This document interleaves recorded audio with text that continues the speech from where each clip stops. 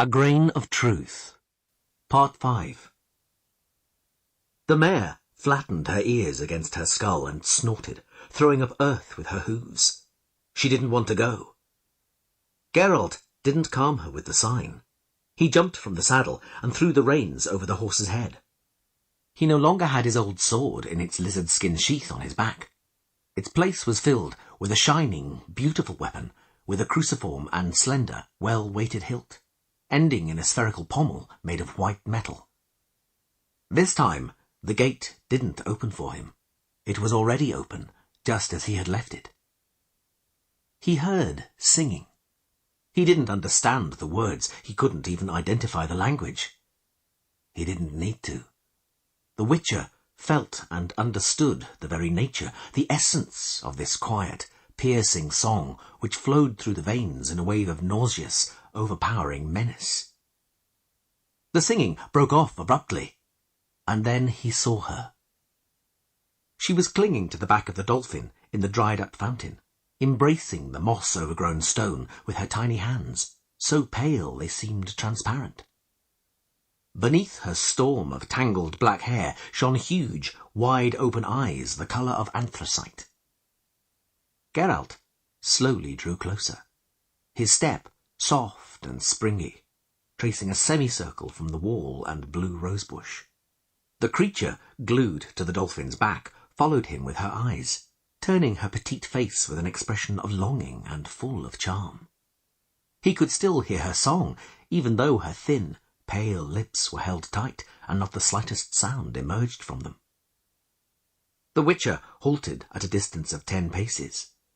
His sword, slowly drawn from its black enamelled sheath, glistened and glowed above his head. "It's silver," he said. "This blade is silver."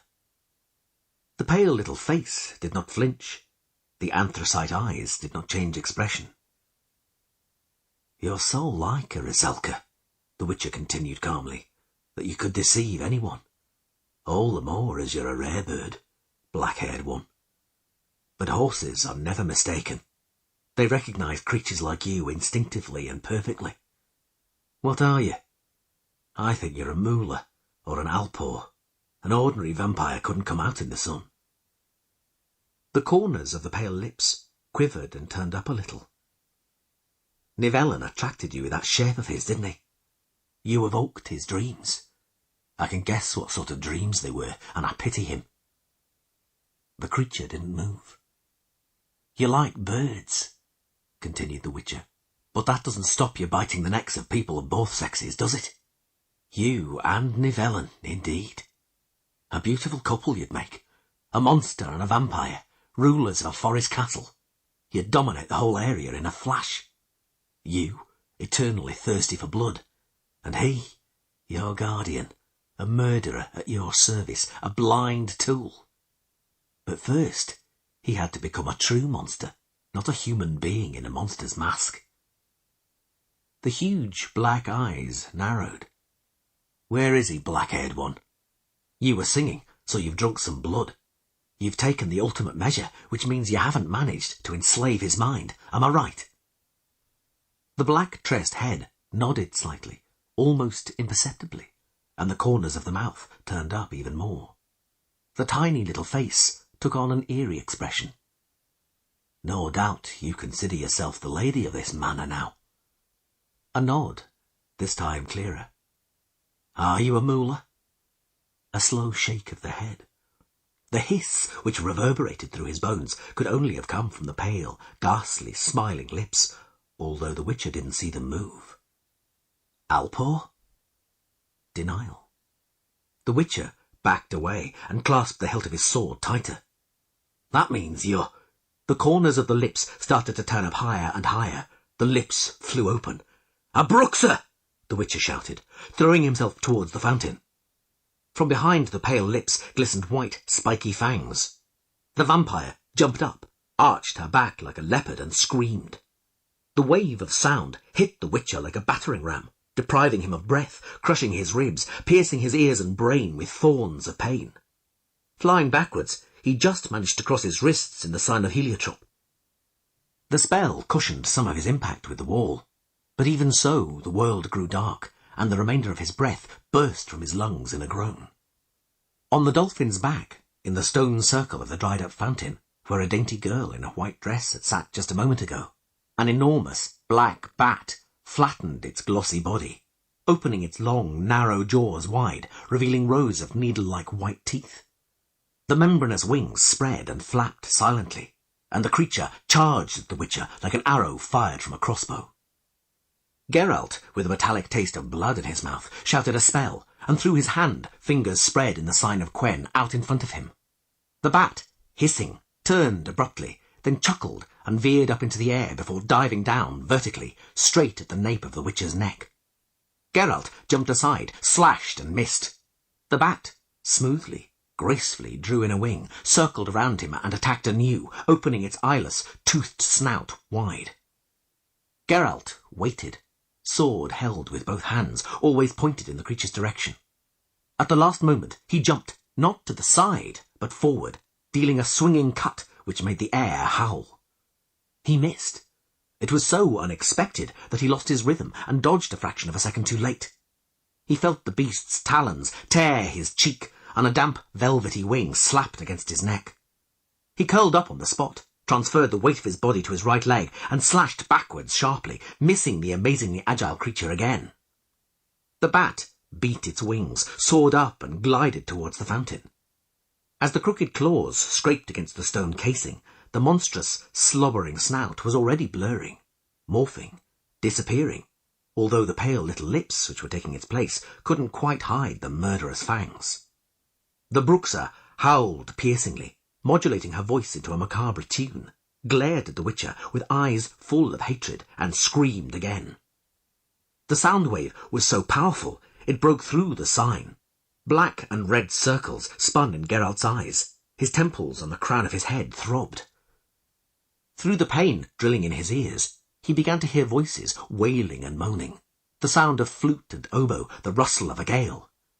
The skin on his face grew numb and cold. He fell to one knee and shook his head. The black bat floated towards him silently, opening its toothy jaws. Geralt, still stunned by the scream, reacted instinctively. He jumped up, and in a flash, matching the tempo of his movements to the speed of the monster's flight, took 3 steps forward, dodged, turned a semicircle, and then, quick as a thought, delivered a 2-handed blow. The blade met with no resistance. Almost no resistance. He heard a scream, but this time it was a scream of pain, caused by the touch of silver. The wailing BRUXA was morphing on the dolphin's back.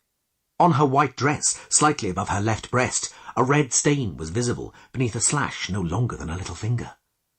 The Witcher ground his teeth. The cut, which should have sundered the beast in two, had been nothing but a scratch. "Shout, vampire," he growled, wiping the blood from his cheek. "Scream your guts out, lose your strength, and then I'll slash your pretty little head off."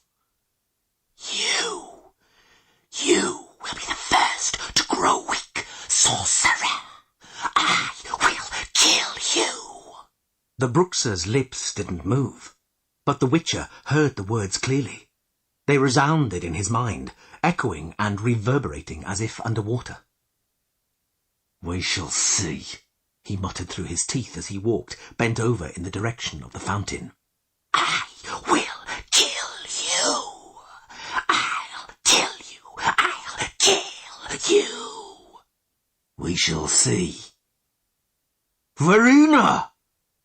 Nivellen, his head hanging low and both hands clinging to the doorframe, stumbled from the mansion. He staggered towards the fountain, waving his paws unsteadily. Blood stained the cuff of his tunic. "Verena!" he roared again. The BRUXA jerked her head in his direction. Geralt, raising his sword to strike, jumped towards her, but the vampire's reaction was much faster. A sharp scream and another sound wave knocked the Witcher from his feet. He tumbled onto his back and scraped against the gravel of the path. The BRUXA arched and tensed to jump, her fangs flashing like daggers. Nivellen, spreading his paws like a bear, tried to grab her, but she screamed straight into his face, throwing him back against the wooden scaffolding under the wall, which broke with a sharp crash and buried him beneath a stack of timber. Geralt was already on his feet, running, tracing a semicircle around the courtyard, trying to draw the BRUXA's attention away from Nivellen. The vampire, fluttering her white dress, scurried straight at him, light as a butterfly, barely touching the ground. She was no longer screaming, no longer trying to morph. The Witcher knew she was tired and that she was still lethal. Behind Geralt's back, Nivellen was clattering under the scaffolding, roaring.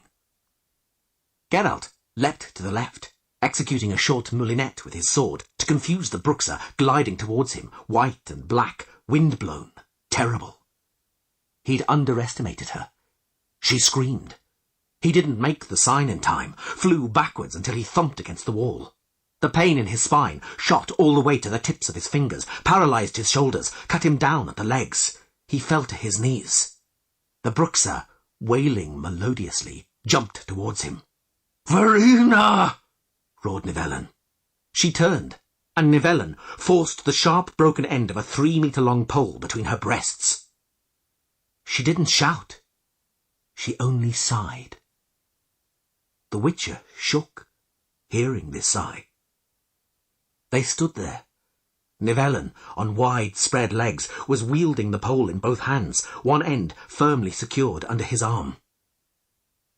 The BRUXA, like a white butterfly on a pin, hung on the other end of the stake, clutching it with both hands. The vampire exhaled excruciatingly, and suddenly pressed herself hard against the stake. Geralt watched a red stain bloom on her back, on the white dress through which the broken tip emerged in a geyser of blood, hideous, almost obscene. Nivellen screamed, took one step back, then another, retreating from her. But he didn't let go of the pole and dragged the BRUXA behind him. One more step, and he leaned back against the mansion. The end of the pole scraped against the wall. Slowly, as if a caress, the BRUXA moved her tiny hands along the stake, stretched her arms out to their full length, grasped the pole hard and pulled on it again. Over a metre of bloodied wood already protruded from her back. Her eyes were wide open, her head flung back. Her sighs became more frequent and rhythmic, turning into a ruckling wheeze. Geralt stood, but, fascinated by the scene, still couldn't make himself act. He heard words resounding dully within his skull, as if echoing around a cold, damp dungeon. "Mine, or nobody's. I love you. Love you." Another terrible vibrating sigh, choking in blood. The BRUXA moved further along the pole and stretched out her arms. Nivellen roared desperately, and, without letting go of the stake, tried to push the vampire as far from himself as possible. But in vain. She pulled herself closer and grabbed him by the head. He wailed horrifically and tossed his hairy head. The BRUXA moved along the pole again and tilted her head towards Nivellen's throat. The fangs flashed a blinding white. Geralt jumped. Every move he made, every step was part of his nature, hard-learnt, automatic and lethally sure. 3 quick steps, and the third, like 100 such steps before, finished on the left leg with a strong, firm stamp, a twist of his torso, and a sharp, forceful cut. He saw her eyes. Nothing could change now. He heard the voice. Nothing. He yelled to drown the word which she was repeating. Nothing could change. He cut.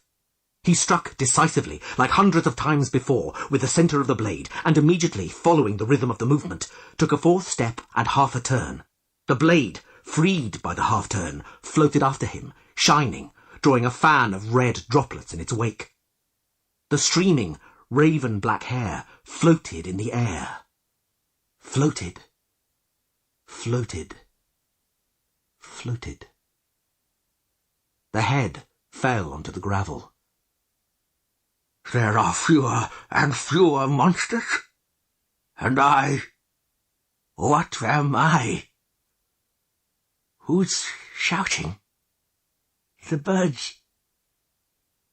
The woman in a sheepskin jacket and blue dress. The roses from Nazaire.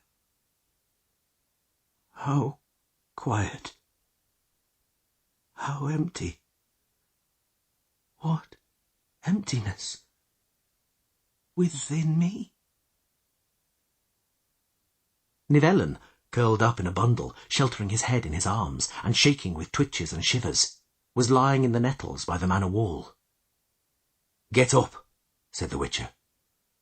The young, handsome, well-built man with a pale complexion, lying by the wall, raised his head and looked around. His eyes were vague. He rubbed them with his knuckles. He looked at his hands, felt his face. He moaned quietly, and putting his finger in his mouth, ran it along his gums for a long time. He grasped his face again and moaned as he touched the 4 bloody, swollen streaks on his cheek. He burst out, sobbing, then laughed. "Geralt! How come? How did this... Geralt! Get up, Nivellen. Get up and come along. I've got some medicine in my saddlebags. We both need it." "I've no longer got... I haven't. Have I? Geralt? Why?" The Witcher helped him get up, trying not to look at the tiny hands, so pale as to be transparent, clenched around the pole, stuck between the small breasts which were now plastered with a wet red fabric. Nivellen moaned again. "Verena!" "Don't look. Let's go." They crossed the courtyard, holding each other up, and passed the blue rosebush. Nivellen kept touching his face with his free hand. "Incredible, Geralt. After so many years. How's it possible?" "There's a grain of truth in every fairy tale," said the Witcher quietly. "Love and blood, they both possess a mighty power. Wizards and learned men have been racking their brains over this for years, but they haven't arrived at anything except that." "That what, Geralt?" "It has to be true love.